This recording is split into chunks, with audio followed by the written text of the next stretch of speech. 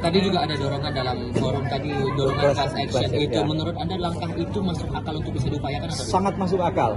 Karena sebetulnya ketika pemilu terjadi, lalu kemudian kejahatan pemilu terjadi, yang dirugikan amat sangat adalah para pemilih. Dan para pemilih ini bisa mengambil jalan perdata itu dengan melakukan class action. Tentu saja harus ada yang mengorganisir dengan baik dan lain. Memang ini belum ada presidennya, belum ada pemilu kita yang di follow up dengan class action. Beberapa kasus class action yang pernah kita lakukan itu kan kaitannya dengan layanan publik yang diterima oleh publik tidak ada dalam kaitan dengan penyelenggaraan kegiatan politik gitu. Nah, menurut saya ini gagasan yang baik dan harus disambut. Saya setuju.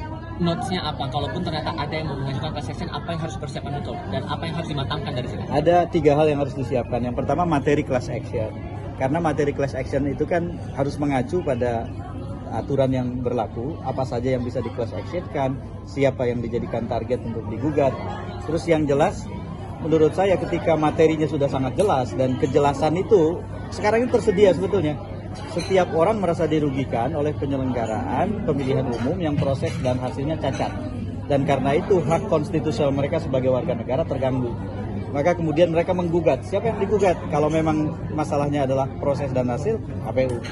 KPU lah yang kemudian digugat. Materinya itu yang harus didetailkan. Itu yang pertama. Yang kedua menurut saya adalah ada organisator yang bekerja. Karena tidak mungkin ini bekerja tiba-tiba saja gitu, tanpa organisator. Nah, dengan adanya kerja organisator yang bergerak, maka class action ini bukan tidak mungkin dalam 1-2 hari sudah bergulir nih. Dan saya sendiri termasuk orang yang bersedia kalau memang mau diajak, ayo bareng-bareng kita urus ini. Gitu. Dan yang terakhir menurut saya adalah ini harus menjadi gerakan yang bukan saja gerakan Jakarta. Ini yang penting. Karena kita punya teknologi yang membuat misalnya orang-orang di Sumatera, di Kalimantan, di Sulawesi, di Nusa Tenggara, di Bali, di mana-mana bisa mengirimkan tanda tangan mereka sebagai bagian dari class action setelah mereka membaca materi class actionnya dan mereka sepakat dengan itu. Jadi termasuk yang di luar negeri, termasuk yang di luar negeri pun adalah warga negara yang sama bisa dirugikan gitu. Ya. Jadi menurut hemat saya 3 hal itu yang mesti kita segera. Materinya dimatangkan, organisasi dari class action ini digerakkan sekarang juga, lalu kemudian jangan hentikan sebagai gerakan Jakarta. Efeknya apa? Output yang bakal diharapkan itu bakal cocok nggak dengan gema yang muncul sekarang, angket lah, yang pansus lah, yang lain-lain gitu? Itu tidak akan bisa diperlakukan berdiri sendiri.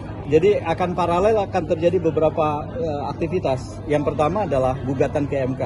Ini kan prosedur elektoral sebagai bagian dari dispute hasil pemilu.